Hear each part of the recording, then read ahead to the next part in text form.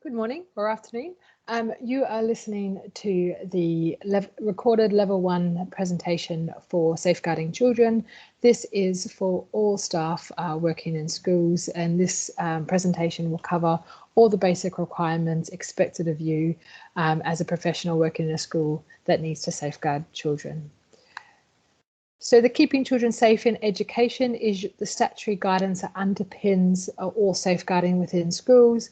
There has been an update for September 2020, very minor changes within the documents, which are incorporated within this PowerPoint, and then a further cheat sheet of kind of updates has been sent to your school in relation for the DSL and the head teacher. But this document is for all schools and colleges. It safeguards or refers to safeguarding children of under 18, and all staff must read and understand Part 1 and Annex A of this document, to the level where if Ofsted were to ask you any questions, you would be able to answer that. And schools should record that you've read and understood the document. Other documents that feed in to safeguarding in your school, the next most important one is your child protection policy. So this is your school's Bible around how they expect you to protect children within your school. So including safeguarding and then the higher level of child protection. So it's really important that you've read and understood this document. Nobody expects you to know it off by heart, but it's important that you know where to find it easily so you can refer back to it if needed. Other documents that feed into safeguarding within your school is your code of conduct. So that's how the school expects you to behave as a professional and their expectations of you. The behaviour policy for the school, the child missing from education policy, your attendance policy, all of these feed into safeguarding and protecting children within your school. Then this document here is an example of a concerns referral form or a safeguarding referral form that some schools use to alert their DSLs to concerns that they have. Other schools have now gone on to online database systems. Either is fine, but it's just important for you to make sure that you know what your school system is, how to use it, and what the process is to referring something to your designated safeguarding lead. So following on from that is making sure that you know what your role is in safeguarding in children. As the next slide will say, it's everybody's responsibility to safeguard and protect children in your school.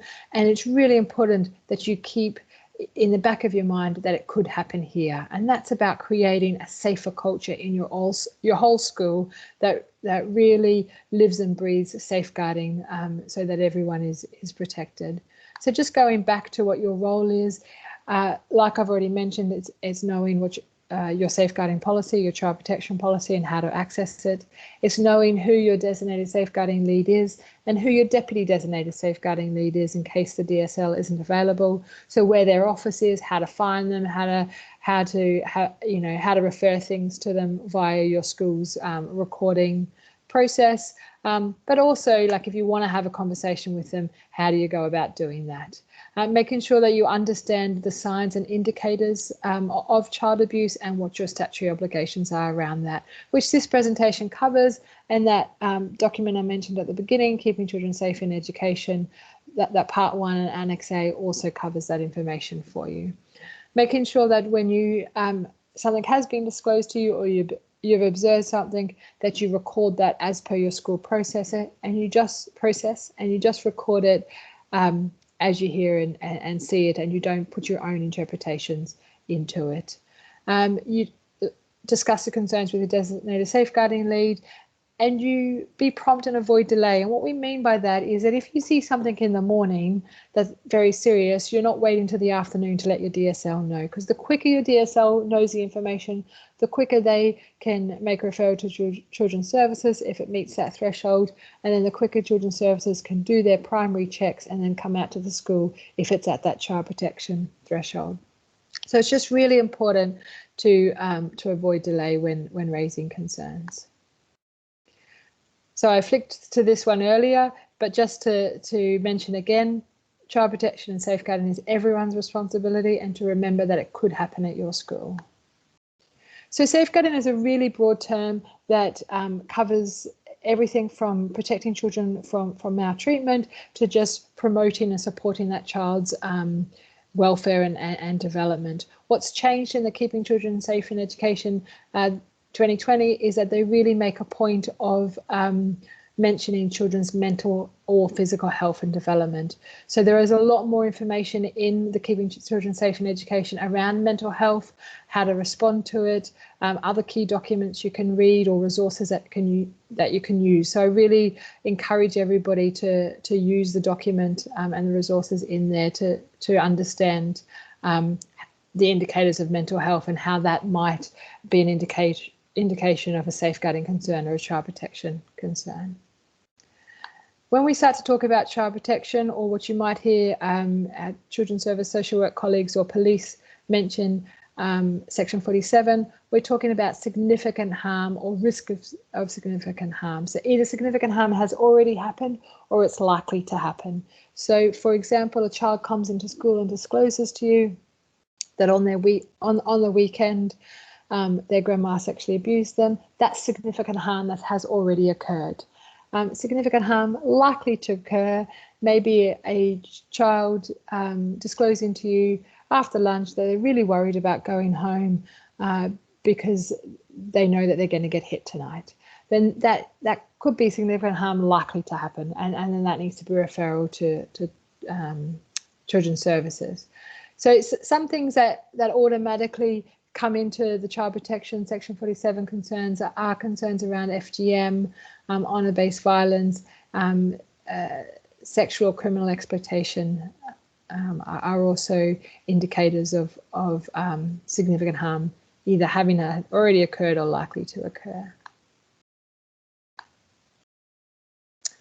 So normally in a live presentation, I would give you a chance to let me know what types of child abuse you're already aware of. These generally don't change from year to year, but what can happen is added information in different categories of abuse that we want to make you aware of. And we go through them all every year as a reminder and a refresher so that they really stay in the forefront of your mind. So neglect is that persistent failure to meet a child's basic physical or psychological needs. So we know that children have the right to a warm home environment, they have a right to food, they have a right to health, they have a right to education. If one or more of those areas are neglected to a detrimental level, then that could be seen as neglect. If a parent or somebody with parental responsibility is failing to meet those children's needs in that area. They don't have to be failing in every area for it to be referred to as neglect. They just have to be failing in one area. So some of the indications that you might see is a child that's consistently dirty or unkept, or in the wrong size uniform, or in the wrong type of uniform or clothes for the season that it is. A child that's consistently tired, falling asleep in your class day in, day out, week in, week out. Children who are constantly hungry or stealing food. Children who are isolated or withdrawn or frequently absent or late may also be other indicators of neglect. Physical abuse. Physical abuse can be any type of physical chastisement of a child, shaking, suffocating, throwing a child. Anytime a parent uses a weapon against a child, might be as simple as throwing a shoe at a child, it's regarded as physical abuse. The other type of physical abuse is fabricating an illness in a child. So, for example, giving a child laxatives to keep up a story that the child has a bowel condition might be an example of fabricated and induced illness in a child, or a child constantly missing school for lots of different medical appointments and investigations where you never really get a final outcome of what's wrong with that child, may be an indicator that something isn't quite right, and it could be an indicator of fabricated illness. When we're talking about a physical abuse, we're really focusing on non-accidental injuries. We understand and expect children to have accidents, but we generally know where those injuries are going to be: on the elbow, on the palms of their hands, on their knees, for example. But when we start to see injuries in the insides of their arms or insides of their legs or in their neck, then we're starting to look at non-accidental injuries, which might be an indicator of physical abuse or sexual abuse. The only time that an accidental injury may be an indicator of neglect or inappropriate supervision, or their family definitely needs further support, is when it's a very young child and we say to ourselves, well, actually, if there'd been appropriate supervision, that accident wouldn't have happened. Then that also may need to be referred. When we're looking at emotional abuse, we're looking at that persistent and consistently putting down of a child. We're not talking about, a parent who's had a bad day or got a fright because a child's about to run out in front of a car and they berate the child. We're talking about a child that's constantly, a parent, sorry, that's constantly telling a child that they're useless, they're worthless, that they wish they weren't born, they're going to throw them out. That's all examples of emotional abuse. A child that's constantly ignored or manipulated are other types of emotional abuse. A child where a parent has too high of expectations for them beyond their natural limit. So, for example, a parent who expects a child to get the grades to become a doctor and a lawyer, and it's just beyond their ability. In extreme cases, that can also be a form of emotional abuse. The other thing that you might get asked is, what age does an older sibling need to be to look after a younger sibling? There's no legal set age in the UK. It's what we call parental responsibility. So a parent can make that decision. And what we know is that some 15-year-olds are more than capable of looking after their younger sibling for a couple of hours, and some 15-year-olds aren't. And that's purely up to the parents to make that decision and make that call.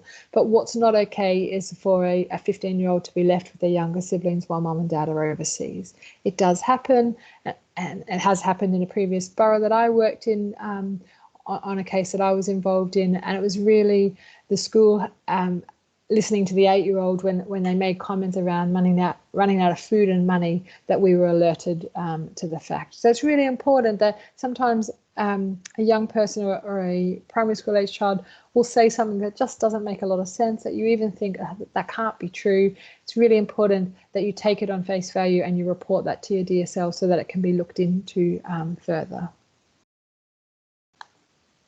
So some signs and indicators of emotional abuse is a child suddenly underachieving or lack of concentration, a child regressing in their age or acting too mature, running away, lying or stealing can be other indicators.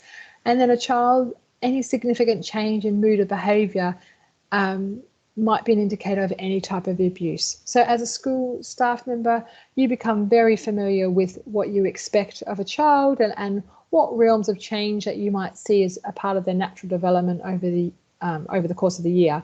But when that behaviour or mood changes very significantly out of character for that child, then we need to start to ask the question as to what's going on for that young person. Now, domestic abuse is the coercion and controlling behaviour of one partner over another. It happens across all demographics and all types of relationships. And it's really important that we don't just look for violence in domestic abuse, that it is about that control and coercion of that person by their partner. It might be about who they can be friends with. It might be about where they work. It might be financial.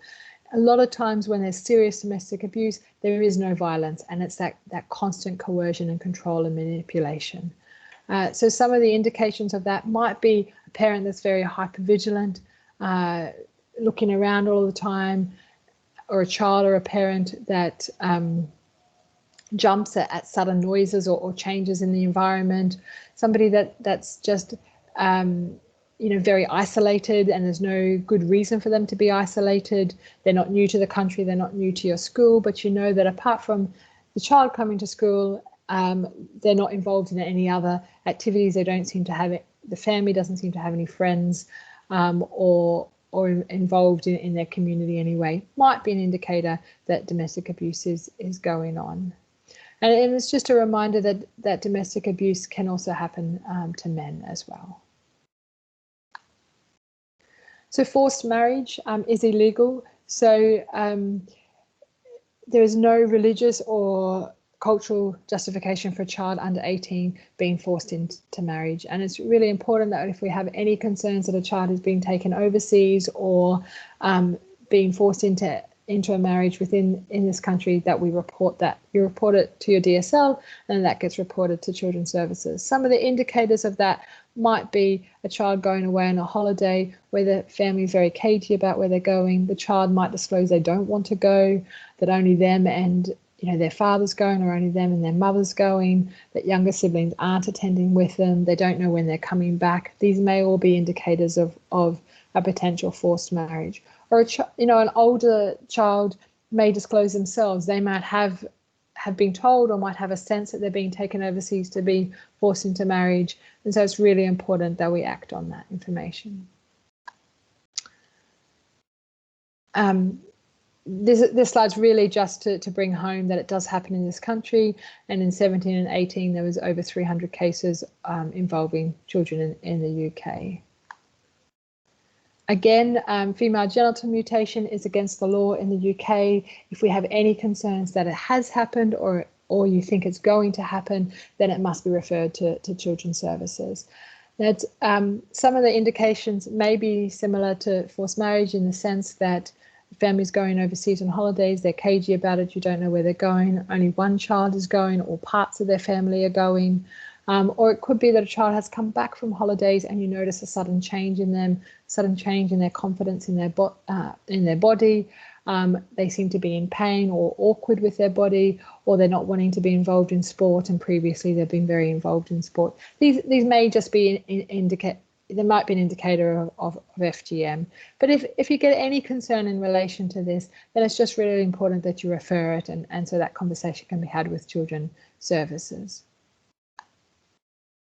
Breast ironing. Now, you would have seen this last year on my slides, and I've kept it again for this year just to raise awareness. Again, this is a practice where children coming up to puberty's breasts are wrapped very tightly, or hot stones or implements are put on them, and all in the aim of preventing their breasts from developing and preventing there being an outwardly sign that they're going through puberty. It's a practice that originated from African countries, in particular Cameroon, and it was in relation to mothers and grandmothers' misguided intention to try to protect their children from pregnancy or harassment or forced marriage, and a practice that has then just continued when families have migrated to this country. Sometimes, it's an ingrained practice. They don't realise the dangers in it or that it's wrong. So it's really important. Sometimes they will just disclose this information. A family might share this information with you. It's really important to refer them to getting the appropriate support and help around this, so that they know they don't have to continue this practice. It does have lifelong impacts for children's health as they develop into women. So it is really important, if we have any concerns about it, that it is shared.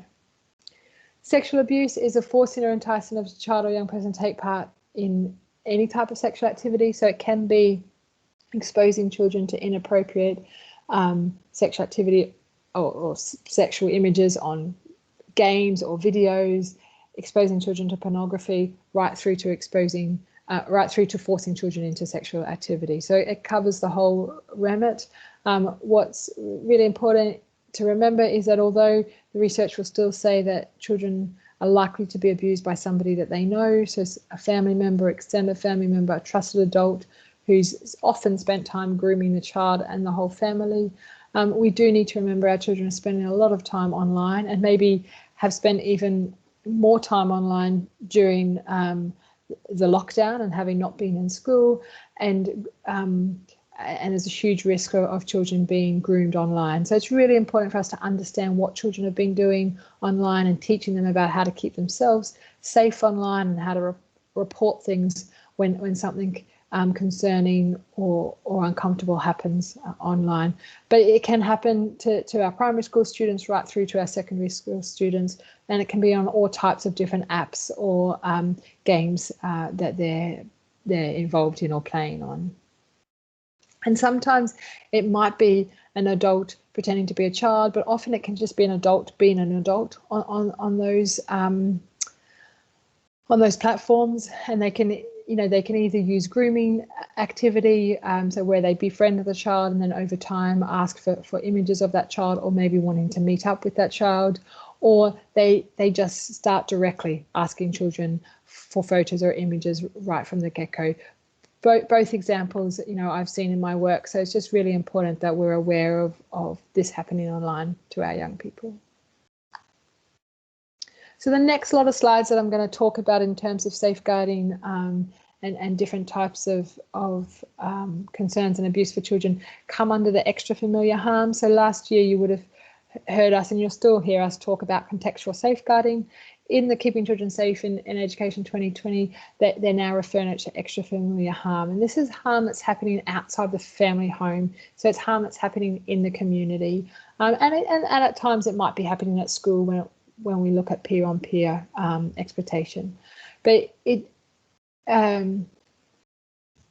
including but not limited to what's on the screen, which is sexual exploitation, criminal exploitation, and serious youth violence. So, child sexual exploitation is where children are forced into, sometimes via grooming behaviours and made to feel special, or sometimes just via threats, forced into providing sexual favours or sex to groups of people. So it may be that a child is befriended and believed and groomed into a relationship with an adult or an older peer, made to feel very special, and then expectations are put on them to have sex with groups of people, for example.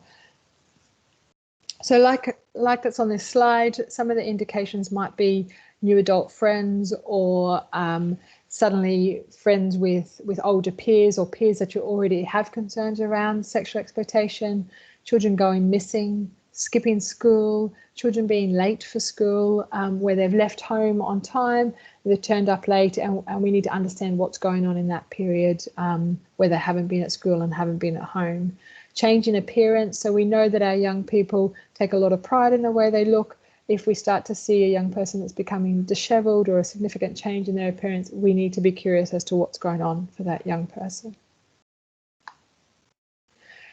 So like I've already mentioned, we really need to be aware that children and young people are capable of abusing their peers.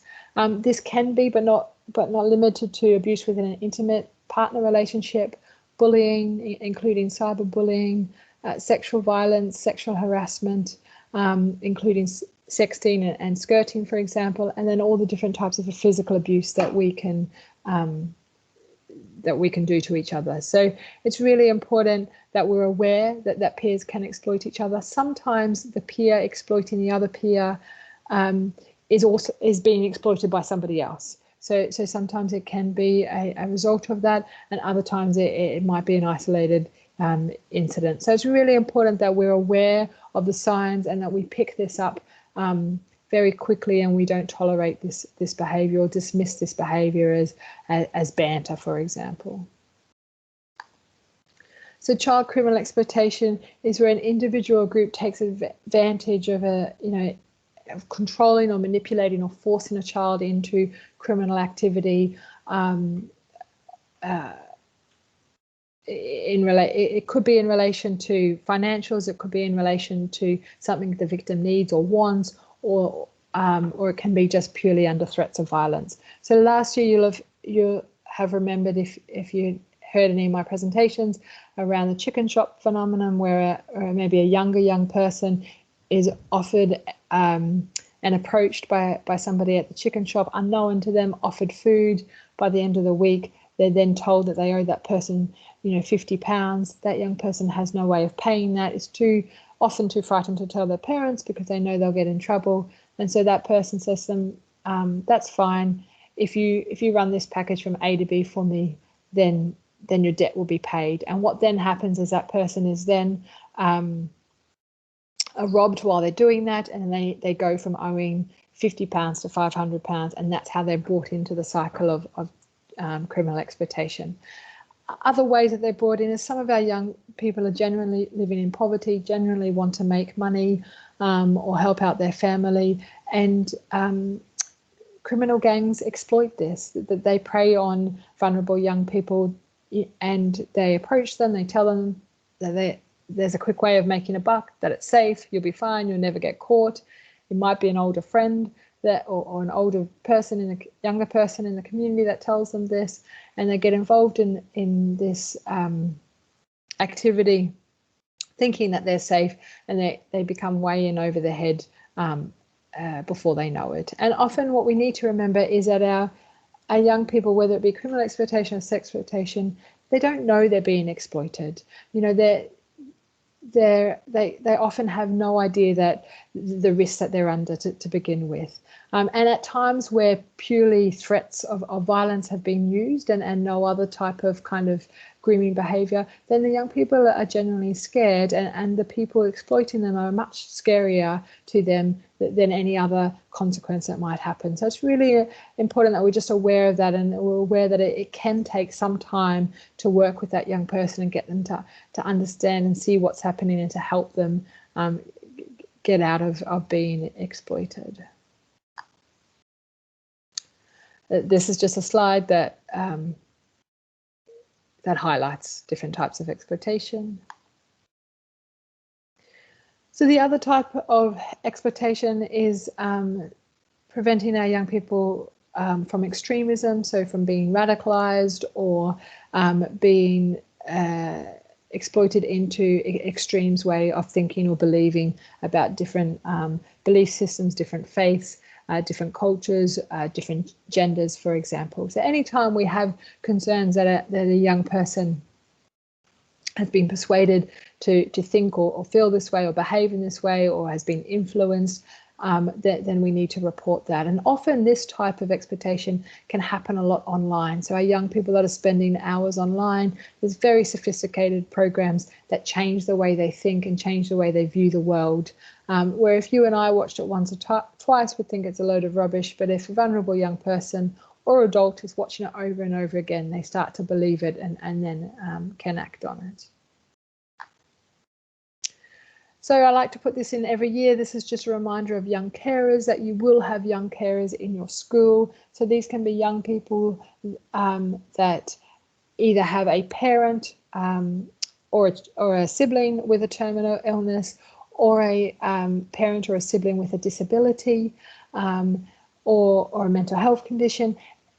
Anything that is a chronic condition that young person supports their family with. Now, often the young person won't even necessarily recognize themselves as young carers. It's just part of what it is to be in that family. So they might get up every morning and help their older brother who has a disability get ready for school, or they might, as they walk out the door, remind mum to take her medication, for example.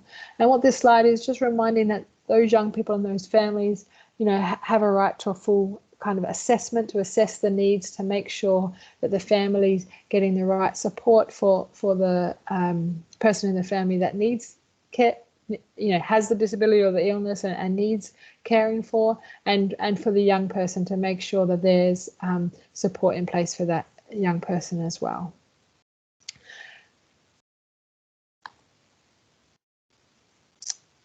So normally I spend a bit of time seeing if anyone knows what private fostering is, but this is a recorded presentation, I can't do that. So this is really just a reminder about private fostering, and this is when any child under the age of 16 or 18, if they're disabled, is cared for somebody outside of their immediate family. So when we say outside of immediate family, we're saying somebody that's not a direct aunt or uncle or adult sibling or parent, somebody that doesn't have parental responsibility, where one family has arranged with another family to look after their child for a period of time that exceeds 28 days, either right from the beginning, they're planning for it to be longer than 28 days, or it becomes longer than 28 days in the process. It's really important that schools become aware of those situations, or if a child, for example, saying to you they live with their auntie, that you explore that a bit more to understand who they're actually living for, and that any private fostering arrangements are shared with Children's Services, so that a proper private fostering assessment can be completed and appropriate support given. All schools will be getting sent flyers and information about private fostering. There is a drive in children's services around raising awareness around this. So look out for that in your schools. And just a shout out to DSLs. If you haven't received that, then let me know and I'll make sure that you get that information. And this is just a kind of a reminder that private fostering can be for many legit reasons. So children living abroad for educational purposes, so coming to the UK to get a better education maybe, or coming to London from outside of London to continue their education, or one family might be really going through a crisis and so they ask another family to look after their child for them, for example. So there can be really legitimate reasons, or it could be an indication that that child's at risk of harm. It could be an indication a child's being trafficked, for example. So it's really important. We have had cases in the UK where children are being private fostered and have been terribly abused. So it's really important that if you become aware of that, you let your DSL know so that they can report it to Children's Services and the appropriate checks and support can be done for that child and that family. So providing early help, again, this is just a reminder that early help is about getting the right support at the right time for children and young people. So early help isn't about under fives, it's about all children up to the age of 18. That if we catch something really early, it might be that that child just needs a mentor, or that family needs referral to our early help family support service that can then provide that parenting support or access to other resources and services that can really then prevent something escalating into a statutory level intervention needed. So it's just really raising awareness that early help is available and making sure that we refer things as early as possible so that support can be offered. Now, early help is voluntary, so parents can decline it, but it's really, it is often very valuable to families, so it's important that people are aware of this. So the 4 R's to remember for school staff is, recognising the signs of child abuse, responding appropriately to a child if they disclose to you, so not promising confidentiality, making sure that you share with that child age appropriately, what your next step's going to be that you need to tell the DSL or the head teacher, for example, making sure you report it to the DSL and making sure that you record it appropriately and follow your school's processes around that. So this slide and the next slide is really just bringing home the importance of sharing information, and that your DSL in your school and your head teachers in your school are trying to create a picture of what's going on for a child or family. So, if the TA witnesses something, and then the lunch supervisor overhears a child say something, it's really important that everybody shares that information so that your school can get a full picture of what support and intervention might be needed for that student or for that family. In the same way, Children's Services are doing the same thing. So, your school might report something to Children's Services and it might be the first time we've heard about this family. It might not be enough on its own for us to be able to take any action, but then a week later, the GP lets us know that they're concerned about something, and that gives us further information, and then we're able to have a bigger picture and then potentially would then meet threshold to act. So it's really important that people are aware that every piece of information is vital, and no piece of information is too small. So safeguarding includes keeping yourself safe as a professional, and it's really important to remember that when you're working with children and thinking about how you safeguard yourself. So, for example, really important to safeguard yourself online, and there would have been a lot of information shared with you, hopefully by your school, during lockdown and when you were doing virtual learning about how to protect yourself online. But remembering things like making sure you've got all your privacy settings on any social media that you're on, that you're mindful of what you share on social media, that, for example, on Facebook, often teachers will use their first name or a nickname or a first and middle name, so it's harder for families or children to find them. If you've had a bad day at school, for example, don't put it all over Facebook, and just being up to date with how apps update, and that you might go from having really strong privacy settings to not having those privacy settings because of an update. So it's just really important that you're aware of how those social medias work, and that you keep yourself safe in relation to that. There's a lot more information or links to information in the Keeping Children Safe in Education around online safety, and also including online learning. So I really encourage you to inform yourself of that information by thoroughly looking at the Keeping Children Safe in Education document, and looking at the links as well. So these are ongoing websites that are really great in relation to staying safe online. So I really encourage you to use them. You can use them within the context of your teaching with students, but also in how to keep yourself safe online, or your own children or family members safe.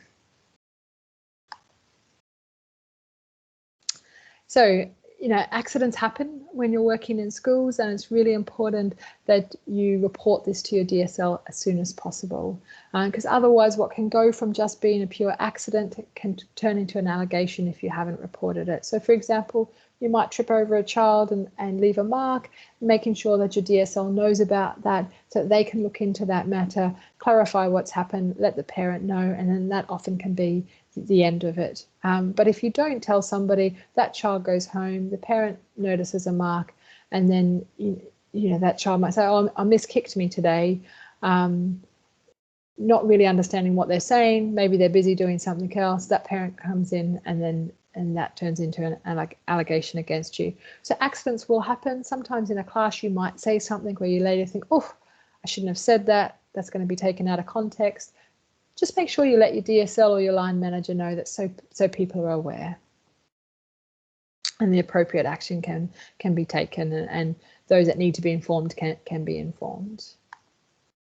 So also to remember, and this is something that's new in the Keeping Children Safe in Education around LADO, that something happens in your personal life that brings into question your ability to safeguard in your professional life working with children, then it will be referred to your local LADO of the area that you work in, and conversations will potentially then happen with your employer around, is there any transferable risk. So it's just really important that if you do come into contact with the police, something in your personal life, or your own children are made subject to child protection plan, that you let your school know first. And often as a LADO, when I get referred these matters, where possible, I will give people the opportunity to let their employer know first if they're comfortable doing that, and then I'll have a follow-up conversation and take the next steps from there. So it's just really important that you understand that you work in a notifiable profession, and these things are serious and are reported to the LADO. Often the ones that come to my attention a lot through Children's Services are families around domestic abuse, and that if you're the victim within domestic abuse and you happen to work with children, then it doesn't meet my threshold unless your children get made subject to child protection plan.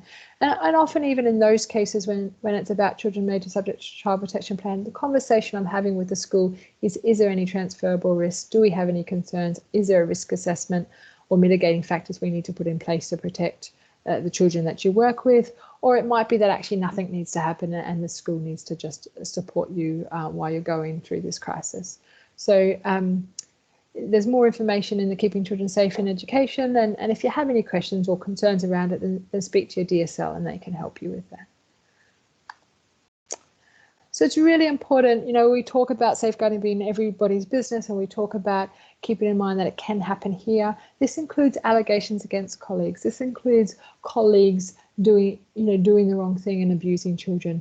Now, it is rare, but it is really important that we remember that it can happen in our school, that it could be possible here. So that if you see something that doesn't sit right with you that a colleague's doing, where they're breaking the code of conduct clearly, or they're breaking safeguarding protocol, that you make sure you let your DSL or your head teacher know.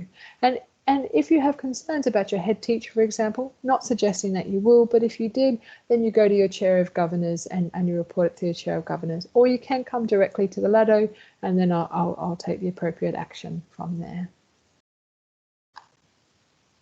So the Hammersmith and Fulham LADO is myself. I'm the Safeguarding and Education and Lado manager for Hammersmith and Fulham. And I have the child protection chairs also do Lado work for me as well. The way that referrals are sent in is through a referral form that can be requested from us. So the key contacts, so your DSL, if they had any concerns about children in your school that lived in Hammersmith and Fulham, would contact the front door, also known as the ICAT team, so initial initial contact and advice team. I had a blank there for a minute. That's the number that they call. Or if you're living in Hammersmith and Fulham and you're worried about your neighbour's children, for example, that would be the same number you call. And your like you go to your DSLs for support and advice, your DSLs can come to me for support and advice around safeguarding concerns and also around any Lado concerns. And that's the end of the presentation. Now, if you have any questions in relation to safeguarding, on the first point, go to your DSL, and if there's anything they can't answer, then DSLs, please come to me, and I'm happy to provide further answers just directly to you, or if further information needs to go out for all staff, then we can look at how we do that.